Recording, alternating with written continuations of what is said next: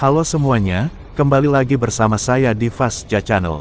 Oke, kali ini saya akan melanjutkan cerita Soul Land Part 2 kemarin. Kalau di antara teman-teman ada yang belum menonton part sebelumnya, bisa menonton dulu, biar bisa lebih memahami alur ceritanya. Dimana di part sebelumnya, perselisihan di antara Tang San dan Dai Mubai untuk memperebutkan kamar hotel dan bersiap melakukan pertarungan. Berikut kelanjutannya, diawali dengan saling mengadu tinju mereka.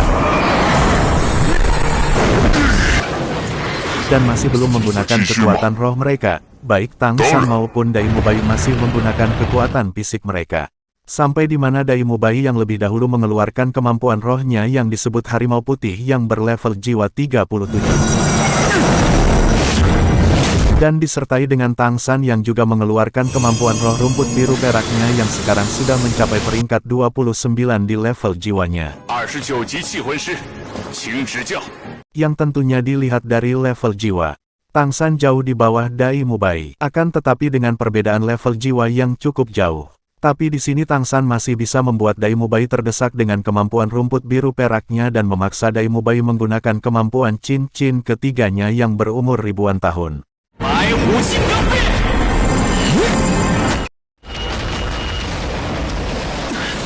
Dan bisa diakui kalau Dai Mubai memiliki daya tubuh dan kekuatan roh yang sangat kuat.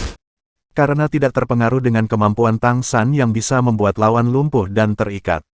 Tetapi Dai Mubai juga mengakui kemampuan Tang San.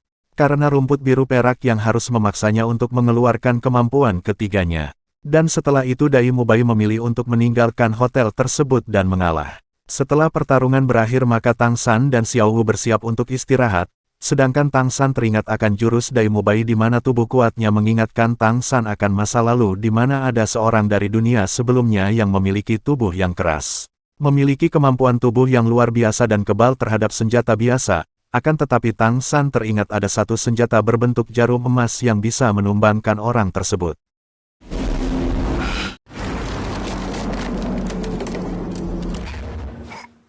Singkat cerita, setelah keesokan harinya, Tang San dan Xiao Wu berkeliling kota untuk mencari bahan baku pembuatan senjata tersembunyi yang diingat Tang San tadi malam. Tidak lama kemudian mereka berdua menemukan toko yang menjual bahan baku yang dimaksud. Dan Tang San menemukan bongkahan batu yang disebut Tang San dengan rambut kristal. Pada saat mau membeli, di situ si pemilik toko menjual dengan harga yang cukup mahal. Dan Tang San menyetujui dengan harga yang ditawarkan oleh pemilik toko.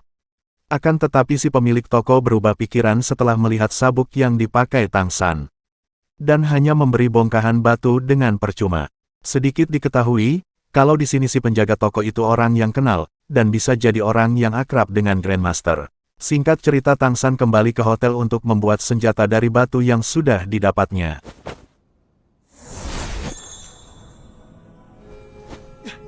Dan mengambil butiran yang berharga dari batu tersebut, dan membuatnya menjadi senjata tersembunyi dengan kekuatan jiwanya yang cukup luar biasa.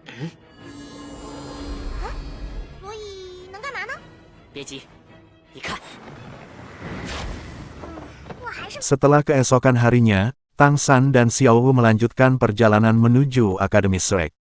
Tidak lama berjalan, mereka akhirnya tiba di tempat pendaftaran Akademi Shrek. Dan di sana banyak orang yang beranggapan buruk terhadap Akademi Shrek termasuk Xiao Wu. Karena akademi yang kumuh dan tidak terurus. Akan tetapi setelah tiba di sana, kita dikejutkan dengan arti Shrek yang sebenarnya. Yang bisa diartikan sebutan untuk monster.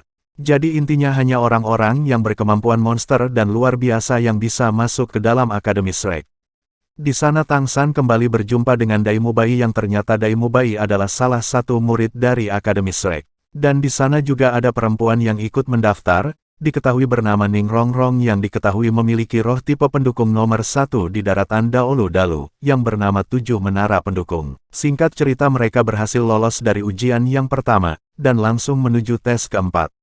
Setibanya di dalam akademi, mereka berjumpa dengan pemuda berjualan sosis yang bernama Oscar dan dia juga termasuk salah satu murid Akademi Shrek. Diketahui tipe roh Oscar adalah tipe makanan yang dijelaskan sebagai tipe makanan terbaik. Dan setelah itu disertai dengan murid perempuan baru yang bernama Juju King yang memiliki roh Musa Neraka, tipe penyerang. Pada dasarnya sebelum kedatangan Tang San dan yang lainnya, Akademi Shrek cuma memiliki 3 murid. yang artinya hanya menerima 1 murid dalam 1 tahun. Berbeda dengan tahun sekarang yang menerima 4 murid sekaligus. Setibanya di tempat tes keempat, maka mereka akan dites oleh guru yang bernama Zhao Wuji. Yang seharusnya melakukan pengujian mereka berempat adalah Dai Mubai, akan tetapi guru Zhao mengambil alih keputusan, dan ujian yang harus dilakukan adalah, mereka berempat melawan guru Zhao. Yang diketahui guru Zhao, memiliki level jiwa 76, dan memiliki roh pelindung beruang Vajra. Sebelum melakukan tes, Tang San dan yang lain menyusun strategi. Dengan Ning Rongrong sebagai support, Xiao Hu penyerang utama, Tang San sebagai pengontrol gerak lawan, dan Ju Juqing sebagai penyerang samping. Sedangkan waktu pertarungan dihitung dengan menggunakan dupa. Apabila dupa habis dan salah satu antara mereka masih bisa bertahan, maka mereka semua dinyatakan lolos dalam tes ini. Di awal pertarungan, Guru Zhao memulai dengan menyerang Ning Rongrong karena tipe pendukung sangat berpengaruh terhadap tim.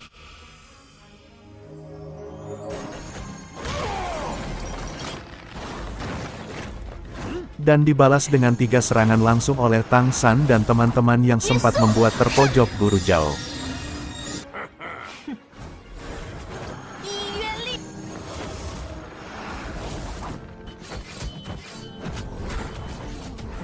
Sampai di mana guru Zhao menggunakan kemampuannya dengan tidak sengaja menyerang Xiao Wu.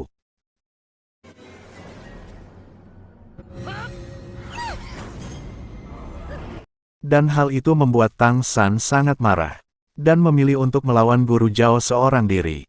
Dan di sini Tang San menggunakan mata ungu untuk bisa melihat celah dan gerakan musuh, dan juga menggunakan senjata tersembunyi. Akan tetapi masih tidak mudah untuk mengalahkan guru Zhao. Sampai di mana guru Zhao menggunakan teknik gravitasi yang dimana membuat Tang San susah untuk melakukan pergerakan. Akan tetapi masih bisa diatasi oleh Tang San, dan Tang San menggunakan teknik keduanya yaitu, parasit, untuk membatasi pergerakan guru Zhao. Di sini guru Zhao habis-habisan diserang Tang San yang menggunakan senjata tersembunyi dan palu Haotian.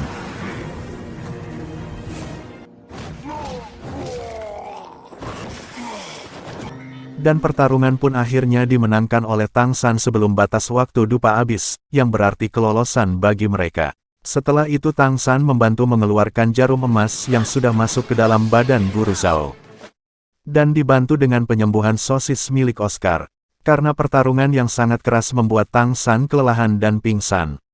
Yang kemudian dibawa ke tempat istirahat beserta dengan 3 murid baru lainnya. Setelah malam hari, guru Zhao yang berada di ruangannya mendengar suara seseorang yang mengarahkannya untuk pergi keluar. Yang dimana itu adalah suara dari orang berjubah hitam yang memiliki 9 cincin atau orang yang berpangkat Daoluo, yang memiliki roh pelindung palu Haotian, dan salah satu dari cincinnya berumur 100.000 tahun.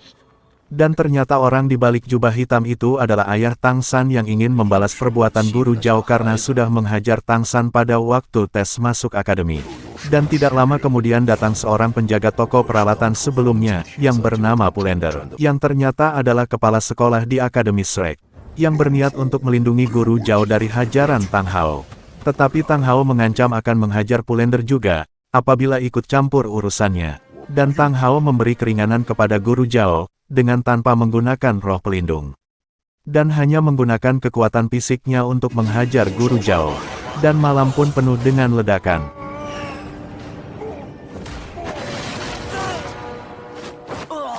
Oke, semuanya cukup sampai di sini dulu untuk part ini. Saksikan part-part berikutnya. Dan jangan lupa untuk mendukung channel ini dengan klik tombol berikut. Dan terima kasih sudah menonton.